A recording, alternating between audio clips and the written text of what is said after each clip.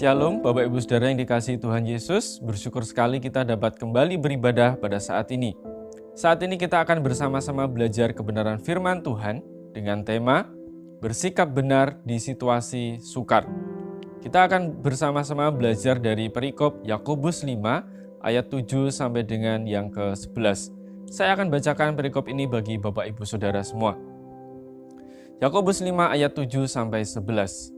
Karena itu, saudara-saudara, bersabarlah sampai kepada kedatangan Tuhan. Sesungguhnya petani menantikan hasil yang berharga dari tanahnya, dan ia sabar sampai telah turun hujan musim gugur dan hujan musim semi. Kamu juga harus bersabar dan harus meneguhkan hatimu, karena kedatangan Tuhan sudah dekat. Saudara-saudara, janganlah kamu bersungut-sungut dan saling mempersalahkan, supaya kamu jangan dihukum. Sesungguhnya hakim telah berdiri di ambang pintu. Saudara-saudara, turutilah teladan penderitaan dan kesabaran para nabi yang telah berbicara demi nama Tuhan. Sesungguhnya kami menyebut mereka berbahagia, yaitu mereka yang telah bertekun. Kamu telah mendengar tentang ketekunan Ayub, dan kamu telah tahu apa yang pada akhirnya disediakan Tuhan baginya. Karena Tuhan Maha Penyayang dan penuh belas kasihan. Nah, Bapak Ibu Saudara yang dikasihi Tuhan, seringkali kita mendengar kalimat, orang hidup pasti punya masalah. Hanya orang mati yang tidak punya masalah. Ya, kenyataannya orang mati memang tidak punya masalah, melainkan meninggalkan masalah bagi orang hidup. Mungkin ada di antara kita yang berharap, meskipun ada masalah, semoga hanya masalah yang kecil, yang mudah diatasi. Namun, besar kecilnya masalah yang dihadapi orang hidup, tetap saja itu merupakan masalah. Nah, sebetulnya bukan soal apa masalah kita yang kita hadapi, bukan seberapa besar kecilnya masalah kita, melainkan bagaimana kita menyikapi masalah yang sedang kita hadapi.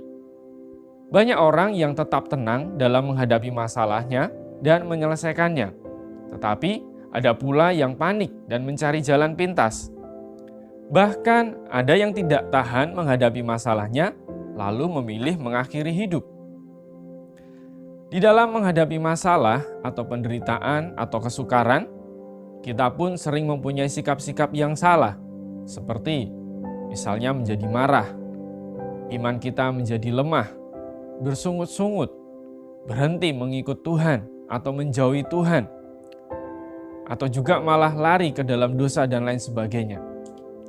Semua orang pasti mengalami yang namanya masalah atau kesukaran, tidak terkecuali orang Kristen. Nah, di sini Yakobus dalam suratnya juga menyadari hal tersebut, sehingga ia pun memberi nasihat kepada orang percaya untuk memiliki sikap yang benar ketika mengalami kesukaran atau penderitaan. Kita akan belajar dari Yakobus 5 ayat 7 sampai dengan 11 ini agar kita memiliki sikap yang benar di situasi sukar. Bapak Ibu Saudara yang dikasihi Tuhan, surat Yakobus ini pada mulanya ditulis kepada orang Kristen Yahudi yang tinggal di luar Palestina. Mungkin para penerima surat ini termasuk orang-orang pertama yang bertobat di Yerusalem. Dan setelah Stefanus mati, mereka terpencar sampai di Fenisia, Siprus, Antioquia, dan mungkin lebih jauh lagi, seperti yang tercatat di dalam Kisah Para Rasul 11 ayat 19. Namun, surat ini pun juga relevan bagi orang-orang percaya zaman sekarang yang sering menghadapi berbagai tantangan dan masalah kehidupan. Bapak Ibu Saudara yang dikasihi Tuhan, surat Yakobus ini bertujuan untuk membangun semangat orang percaya yang menghadapi berbagai pencobaan yang menguji iman, untuk memperbaiki berbagai pengertian yang salah mengenai iman, dan juga untuk menasihatkan para pembacanya tentang hidup yang benar dan perbuatan baik. Bagaimana bersikap benar di situasi yang sukar? Yang pertama, bersikap sabar. Di dalam ayat yang ke-7 di sana dicatat, karena itu saudara-saudara, bersabarlah sampai kepada kedatangan Tuhan. Nah, kata sabar dalam Kamus Besar Bahasa Indonesia artinya tahan menghadapi pencobaan, tidak lekas marah, tidak lekas putus asa, tidak lekas patah hati. atau bisa dikatakan tabah. Kemudian arti yang kedua dikatakan tenang, tidak tergesa-gesa, tidak terburu nafsu.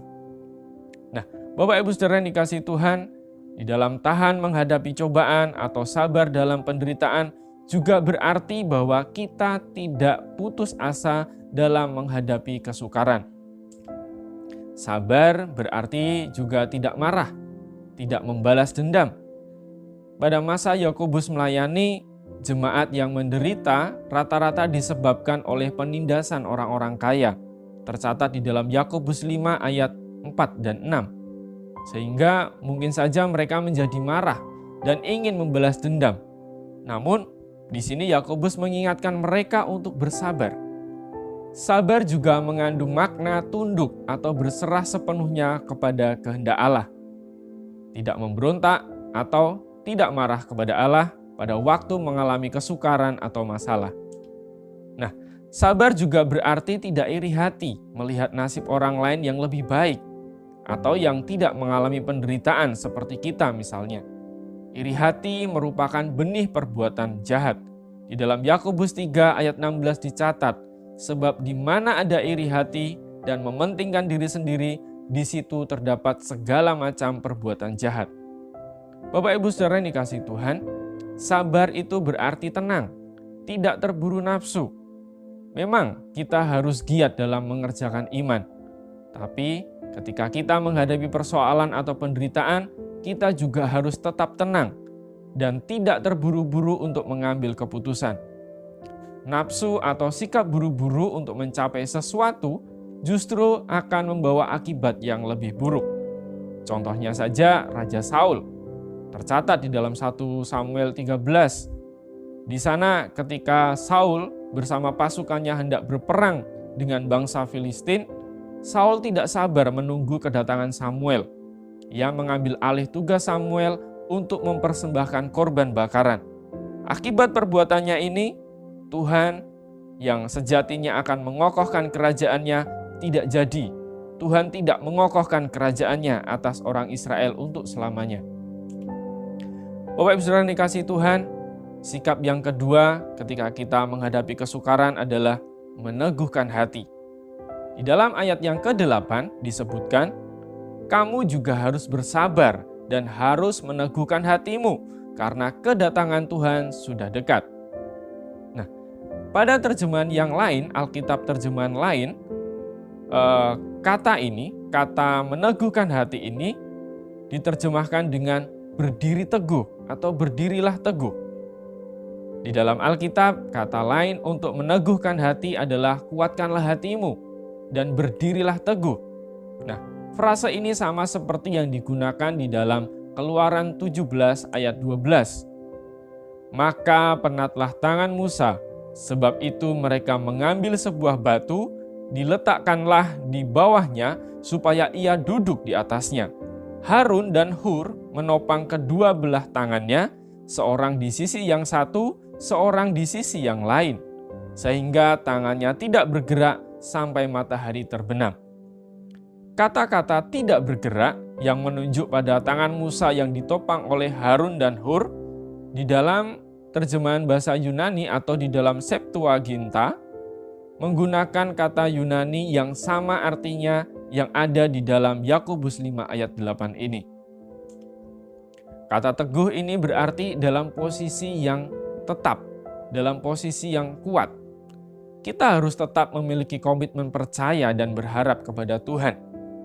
Memang akan ada banyak alasan atau godaan untuk tidak sabar dalam menghadapi masalah atau kesukaran hidup. Itulah sebabnya kita harus meneguhkan hati kita. Harus ada komitmen untuk terus bertahan. Jangan sampai iman kita menjadi luntur karena masalah atau kesukaran yang kita hadapi. Salah satu cara untuk memiliki komitmen adalah dengan mengingat janji Tuhan. Tuhan adalah Allah yang layak dipercaya. Dia pasti akan menggenapi janjinya kepada orang percaya yang tetap berharap dan berserah kepadanya. Bapak Ibu Saudara yang dikasihi Tuhan, pertolongan Tuhan tidak pernah terlambat atau terlalu cepat. Namun Dia akan datang tepat pada waktunya. Mungkin penantian kita akan pertolongan Tuhan rasanya lama. Tetapi tentu Tuhan punya waktu yang terbaik bagi kita. Dan penantian kita pasti tidak akan pernah sia-sia. Jadi, di dalam menghadapi penderitaan, di dalam menghadapi persoalan, di dalam menghadapi masalah, kita harus tetap meneguhkan hati kita. Iman maupun perasaan kita terhadap Tuhan harus tetap teguh. Jangan sampai berubah-ubah. Kemudian yang ketiga, bagaimana sikap yang benar di situasi yang sukar? Yang ketiga, jangan bersungut-sungut dan jangan saling mempersalahkan. Di dalam ayat 9 dikatakan di sana, janganlah kamu bersungut-sungut dan saling mempersalahkan, supaya kamu jangan dihukum. Sesungguhnya hakim telah berdiri di ambang pintu. Bapak Ibu Saudara yang dikasihi Tuhan, tidak ada seorang pun yang ingin memiliki masalah di dalam hidupnya. Itu sebabnya banyak orang ketika mengalami masalah atau mengalami kesukaran, suka bersungut-sungut dan menyalahkan keadaan atau bahkan menyalahkan orang lain. Yakobus di dalam surat ini menasihati jemaat agar tidak bersungut-sungut atau saling mempersalahkan. Kenapa kita tidak diperbolehkan untuk bersungut-sungut? Kata bersungut-sungut ini bisa diartikan sebagai sikap keterpaksaan menerima keadaan atau merasa diperlakukan tidak adil. Hal ini biasanya terjadi ketika kita mendapat masalah yang tidak terduga atau ketika suatu keinginan kita tidak terwujud. Misalnya, ketika mengalami masalah, lalu bersungut-sungut kepada sesama dan mengatakan bahwa Allah tidak adil, Allah tidak mengasihi. Memang kita boleh sharing tentang masalah atau persoalan hidup kita kepada sesama kita. Tetapi alangkah baiknya dengan tidak menyalahkan Allah atau dengan mengecam Allah. Contoh lainnya adalah bersungut-sungut tentang orang lain. Bersungut-sungut pada Tuhan dengan hati yang menginginkan balas dendam. Atau bersungut-sungut saat melihat kesuksesan orang lain. Nah, bersungut-sungut adalah sikap dosa yang tidak bisa diabaikan atau diremehkan. Tuhan tidak pernah menghendaki umatnya bersungut-sungut, karena sungut-sungut menunjukkan sikap kurang percaya, tidak puas, dan iri hati. Pengalaman bangsa Israel harus menjadi pembelajaran untuk kita. Mereka bersungut-sungut ketika dibawa keluar dari tanah Mesir. Akibatnya mereka mendapat hukuman Tuhan. Di dalam Bilangan 11 ayat 1 dikatakan, pada suatu kali bangsa itu bersungut-sungut di hadapan Tuhan tentang nasib buruk mereka. Dan ketika Tuhan mendengarkannya, bangkitlah murkanya, kemudian menyalalah api Tuhan di antara mereka dan merajalela di tepi tempat perkemahan. Tidak hanya sekali bangsa Israel ini bersungut-sungut, juga tercatat di dalam Bilangan 14, dicatat juga di dalam Bilangan 12, dan di pasal-pasal yang lain. Itu sebabnya Yakobus juga memperingatkan jemaat di dalam ayat 9 ini. Saudara-saudara, janganlah kamu bersungut-sungut dan saling mempersalahkan, supaya kamu jangan dihukum. Sesungguhnya hakim telah berdiri di ambang pintu. Ingat Bapak Ibu Saudara yang dikasihi Tuhan, bahwa dahulu Tuhan menghukum bangsa Israel karena dosa sungut-sungut ini. Dan semua ini terjadi sebagai contoh dan pembelajaran bagi kita. Karena itu, jika kita masih sering atau selalu bersungut-sungut pada waktu mengalami penderitaan atau kesukaran, mari kita segera bertobat dan minta ampun kepada Tuhan atas dosa itu. Akan lebih baik jika kita fokus dan berserah kepada Tuhan daripada kita bersungut-sungut saat mengalami masalah atau kesukaran. Selain bersungut-sungut, Yakobus juga mengingatkan jemaat agar tidak saling mempersalahkan. Mungkin sikap saling mempersalahkan ini sudah menjadi pembawaan manusia sejak jatuh dalam dosa. Ingat kisahnya Adam dan Hawa setelah makan buah pengetahuan yang baik dan yang buruk di dalam Kejadian 3? Nah, saat itu Adam dan Hawa tidak mengaku salah, tetapi justru menyalahkan yang lain. Adam menyalahkan Hawa dan Tuhan, lalu Hawa menyalahkan si ular. Bersungut-sungut dan saling menyalahkan adalah sifat yang sangat menonjol juga dari bangsa Israel. Setiap menghadapi kesulitan atau masalah, mereka tidak pernah mengoreksi diri terlebih dahulu, melainkan langsung menyalahkan orang lain dan bersungut-sungut. Misalnya saja di dalam Keluaran 16 ayat 3, dikatakan di sana, kalau kami mati tadinya di tanah Mesir oleh tangan Tuhan, ketika kami duduk menghadapi kuali berisi daging dan makan roti sampai kenyang. Sebab kamu membawa kami keluar ke padang gurun ini untuk membunuh seluruh jemaat ini dengan kelaparan. Bapak Ibu Saudara yang dikasihi Tuhan, mereka menyalahkan Musa, menyalahkan keadaan, dan selalu membanding-bandingkan dengan keadaan sebelumnya. Melihat apa yang diperbuat oleh bangsa Israel ini, Tuhan menjadi sangat marah, sehingga mereka langsung mendapat atau langsung menanggung akibatnya. Mati dipagut ular, dibinasakan oleh malaikat maut, dan puncaknya mereka gagal memasuki tanah perjanjian kecuali Yosua dan Kaleb. Memang lebih mudah menyalahkan orang lain daripada melihat keberadaan diri sendiri. Manusia cenderung tidak mau dipersalahkan dan merasa paling benar. Seringkali dalam suatu kelompok masyarakat yang mengalami masalah atau penderitaan, mudah sekali saling menyalahkan satu dengan yang lain. Hal ini justru memperberat beban dan semakin menyulitkan dalam menghadapi masalah itu atau dalam mencari solusinya. Mari kita belajar dari Ayub. Ketika dalam ujian dan penderitaan, ia dipersalahkan oleh istrinya. Di dalam Ayub 2 ayat 9, masih bertekunkah engkau dalam kesalehanmu? Kutukilah Allahmu dan matilah. Namun di sini Ayub mampu menjaga hatinya dan tidak menyalahkan Tuhan. Karena ia sadar itu adalah proses yang diizinkan Tuhan terjadi dalam hidupnya. Kemudian yang keempat, bagaimana sikap kita ketika di dalam kesukaran? Ayat 11, tetap bertekun. Nah, di dalam ayat 11 ini menyebutkan, sesungguhnya kami menyebut mereka berbahagia, yaitu mereka yang telah bertekun. Bertekun bisa berarti berkeras hati, dalam artian sungguh-sungguh, melakukan apa saja dengan benar, tidak malas dan tidak lekas menyerah. Yakobus tahu bahwa penderitaan jemaat saat itu sangatlah berat, tetapi Yakobus mengharapkan agar mereka tetap bertekun. Yakobus menyuruh bertekun artinya supaya tidak putus asa, tetapi sebaliknya terus mengikut Tuhan sekalipun mengalami penderitaan. Yakobus mendorong agar para pembaca bertekun, karena dengan demikian mereka akan diberkati dan akan menerima mahkota kehidupan yang telah dijanjikan oleh Allah, seperti yang tercatat di dalam Yakobus 1 ayat 12. Begitu pula dengan kita orang percaya. Di masa yang sukar seperti saat ini, kita tetap harus bertekun, baik itu di dalam bersaat teduh, dalam berdoa, ketika ke tempat ibadah, pergi ke komsel, dalam melayani Tuhan, memberitakan Injil dan sebagainya. Hal itulah yang justru akan menguntungkan kita. Mungkin tidak seketika dapat menghilangkan masalah kita, tetapi akan menghindarkan kita dari dampak yang lebih buruk dan tentunya menolong kita untuk semakin berserah kepada Tuhan. Bapak Ibu Saudara yang dikasihi Tuhan, hal yang menarik dari perikop surat Yakobus ini adalah Yakobus juga memberikan dorongan kepada pembaca dengan menyertakan ilustrasi petani tentang hari kedatangan Tuhan, tentang teladan para nabi, dan juga contoh dari cerita Ayub.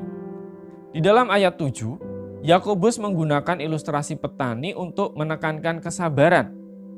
Petani sabar untuk menunggu panen. Kita mengharapkan sesuatu yang jauh lebih besar daripada panen, yaitu upah di surga. Jadi, seharusnya kita juga harus lebih sabar dibandingkan dengan para petani itu. Yakobus juga mengingatkan tentang kedatangan Tuhan, yang adalah akhir dari segala sesuatu yang rasanya tidak adil, atau akhir dari segala masalah dan kesukaran. Dengan mengingat hal ini, orang yang menderita bisa terhibur dan dikuatkan. Bapak Ibu Saudara yang dikasihi Tuhan, pembaca juga diajak untuk meneladani kesabaran para nabi di dalam ayat yang ke-10. Para nabi juga orang-orang percaya, Bahkan mereka adalah orang-orang yang melayani Tuhan, tetapi mereka menderita. Yakobus menekankan bahwa kesukaran atau penderitaan adalah sesuatu yang lumrah. Terakhir, Yakobus juga mengambil contoh dari cerita Ayub, di mana hal tersebut tidak sekedar cerita, melainkan sebuah sejarah. Ayub adalah orang yang saleh, tetapi juga mengalami penderitaan. Bahkan penderitaan yang dialami Ayub bukan karena kesalahan atau karena dosanya sendiri. Memang Ayub bukan manusia sempurna, seperti tercatat di dalam Ayub pasal 3. Tetapi sikap dan ketekunannya saat mengalami kesukaran dan penderitaan dapat dijadikan teladan bagi kita semua. Sebagai penutup, Bapak Ibu Saudara yang dikasihi Tuhan, tidak ada dari antara kita yang menginginkan ada masalah atau kesukaran di dalam hidup kita. Namun, jika sampai kita mengalami masalah atau kesukaran, bahkan penderitaan sekalipun, kita harus mengingat firman Tuhan di dalam surat Yakobus ini. Pertama, kita harus bersabar, tidak lekas marah, atau kita jangan buru-buru mengambil keputusan yang mungkin saja dapat berakibat lebih fatal. Yang kedua, meneguhkan hati. Kita harus benar-benar memiliki iman yang kuat dan tetap berharap pada pertolongan Tuhan. Yang ketiga, jangan bersungut-sungut dan saling mempersalahkan. Sungut-sungut dan saling mempersalahkan justru akan semakin menambah beban masalah. Kemudian yang keempat, tetap bertekun. Seberat apapun masalah atau penderitaan yang kita alami, kita harus tetap bertekun. Orang yang bertekun akan memperoleh hasil yang memuaskan. Mari kita selalu menjadi pribadi yang tetap bersikap benar sekalipun dalam situasi yang sukar. Tuhan Yesus memberkati.